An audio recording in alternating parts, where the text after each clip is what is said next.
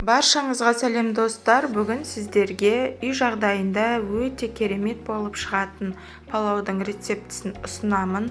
Ол үшін видеоны соңына дейін қарап, менімен бірге болыңыздар. Дәмі өте керемет және шашырап піседі. Жасап көруге кеңес беремін. Ол үшін бізге тауықтың еті, сәбіз және пияз қажет болады. Сәбізімізді ұзынша етіп, жұқа да емес, қалың да емес, орташа көлемде турап аламыз. Видеода көрсетілгенде етіп.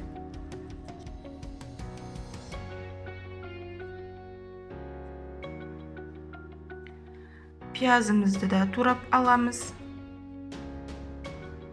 Толық грамдарын описание бөліміне қалдырамын. Қазанымызды қыздырып, оның үстіне майымызды құйып, тағы да қыздыратын боламыз. Майымыз қызып жатыр, енді осының үстіне пиязымызды салып, қызартып, қуырып аламыз. Араластырып тұруды ұмытпаңыз, себебі пияз араласпай тұрса, күйіп кетуі мүмкін.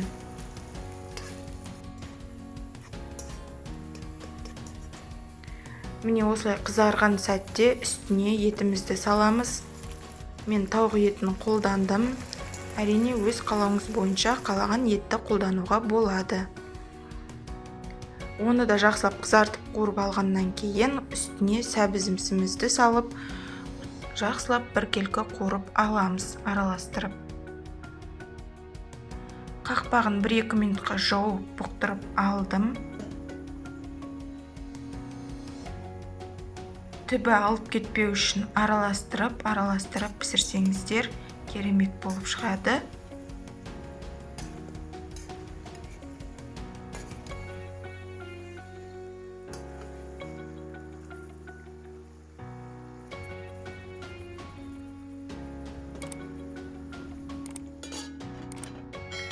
Бір ас қасық тұзымызды саламыз.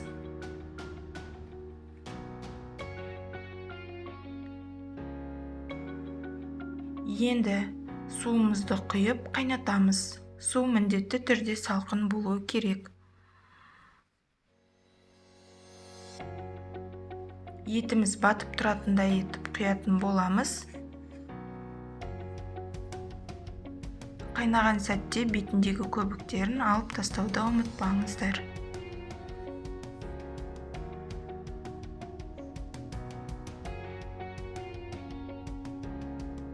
Баяу отта жарты сағат қайнататын боламыз.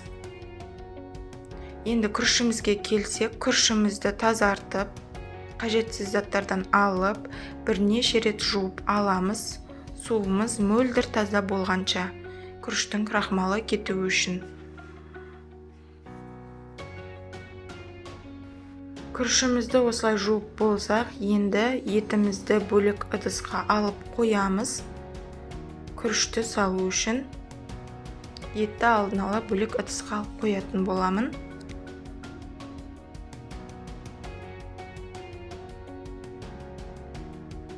Жуылған күрішімізді салып, үстіне күріш бататындай етіп су құйып, бір араластырып, осы кезде мен сарымсақ салатын боламын. Сарымсағымызды салып, су құйып, суы тартылғанша күтеміз.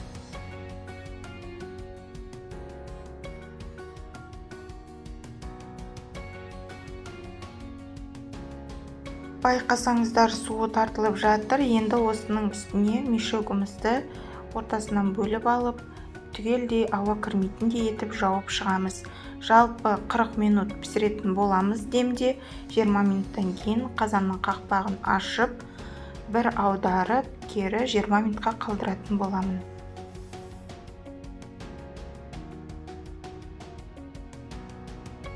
Күрішіміз дайын болғанша етімізді ұсақтап турап дайындап қоятын боламыз.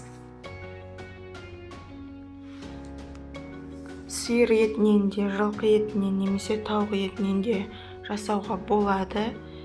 Бүгін мен тауық етінен жасағанды жөн көрдім. Өте керемет болып шығады. Жасап көрмесеңіздер, жасап көруге кеңес беремін.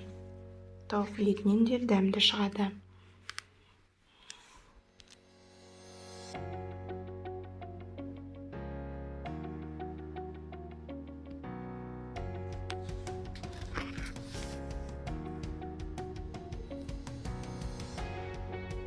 Палауымыз дайын болды. Барлығын асты үстін біркелкі араластырып алып, ұсынатын табағымызға салып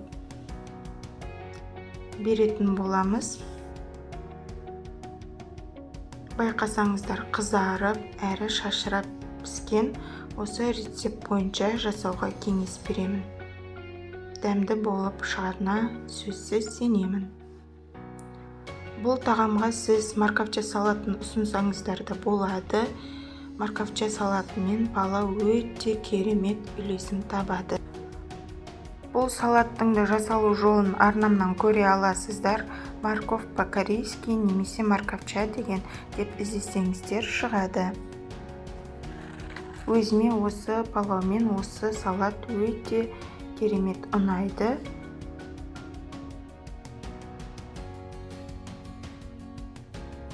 Барлығын салып болсақ, бетіне етімізді салып, сарымсағымызды қойып, отбасы мүшелеріңізге ұсынсаңыздар болады. Дәмді, керемет кешкі ас болары сөзсіз. Жасап көруге кеңес беремін. Егер менің видеом сіздерге ұнап, пайдалы болып жатырса, мен өте қуанышты боламын. Арнама тіркеліп, лайк басып, пікір қалдыруды ұмытпаңыздар. Менде алдағы уақытта қандай видео баян күтесіздер, сол туралы да пікір бөліміне қалдырсаңыздар, міндетті түрде ескеретін боламын. Астарыңыз дәмді болсын. Сіздермен болған Замира. Келесі кездескенше сау болыңыздар.